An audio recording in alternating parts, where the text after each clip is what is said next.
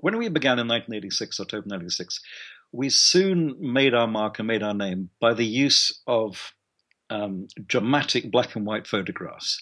We had the technology for the first time to use those photographs maybe right across a page. An 8-column photograph had never been done before in British journalism, very rarely actually in American journalism, very rarely actually in Western newspapers as a whole.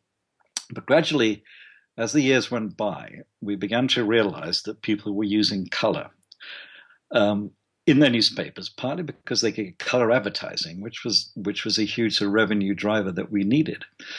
People stared away from color because before The Independent came out in 1985, there was a newspaper called Today, which came in color, and the color was appalling.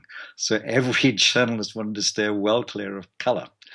But eventually, as the years went by, we had to do it. But no one at The Independent knew very much about color except, we knew what a basic color was. We knew the colors of the rainbow. We knew a color spectrum, but we didn't have any idea about how to transfer that into newsprint and put it on.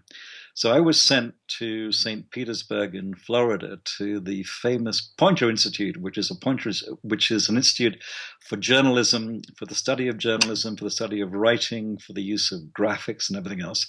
And I met a wonderful person there called Dr. Peggy Stark, who worked at Poynter in Florida.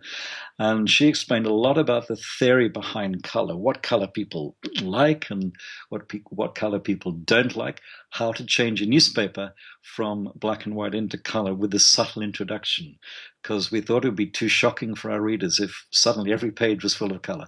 So we introduced it with color rule work and color boxes and color graphics, and gradually it began to take over. So by the end of about 1990, we had a lot of color availability in the newspaper, and we joined the crowd.